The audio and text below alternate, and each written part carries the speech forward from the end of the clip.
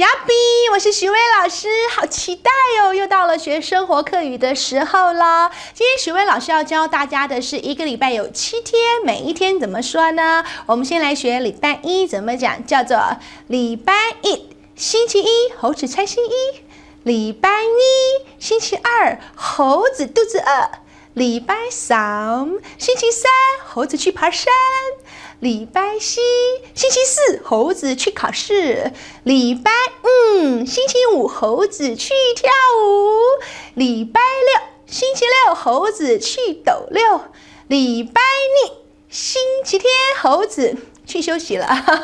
所以客家话说礼拜，其实就像我们中文说礼拜很像，可是呢，它和河洛话一样，也可以直接用拜那个字就够了。不是拜拜，不要走哦，还要继续说哦。好，比方说拜一就是说礼拜一的意思，拜一、拜二、拜三、拜四、拜五、拜六、拜日。对了，那其实呢，客家话也可以用星期这2个字也可以，所以跟着许巍老师来念哦，拜托拜托，嘴巴张开来。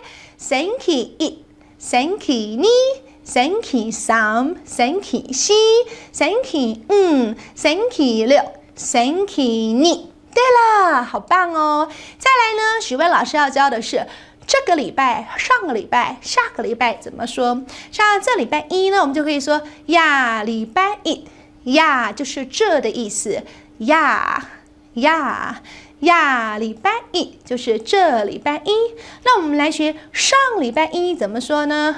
松礼拜一，松礼拜一就是上礼拜一。那下个礼拜一呢？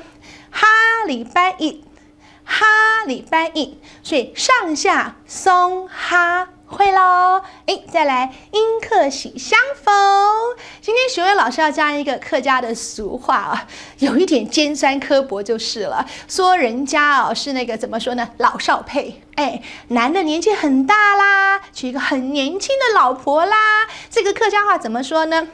老牛的食嫩草，老牛的食嫩草，老牛尾就是老牛，老牛尾食就是吃食，嫩草就是嫩草的意思。那英文的说法也很尖酸刻薄，叫做年纪一大把呢，还在提摇篮呐，也就是老少配，叫做 cradle snatcher。Cradle snatcher， 哇，我们今天学了好多有用的客家话，还学了一句英文咯，就学到此咯。接下来呢，许巍老师要跟大家一起来复习咯，嘴巴张开来，跟着我念哦。礼拜一、礼拜二、礼拜三、礼拜四、礼拜五、礼拜六、礼拜日。再来，星期一、星期二、星期三、星期四、星期五、星期六、星期日。还记得老少配怎么说呢？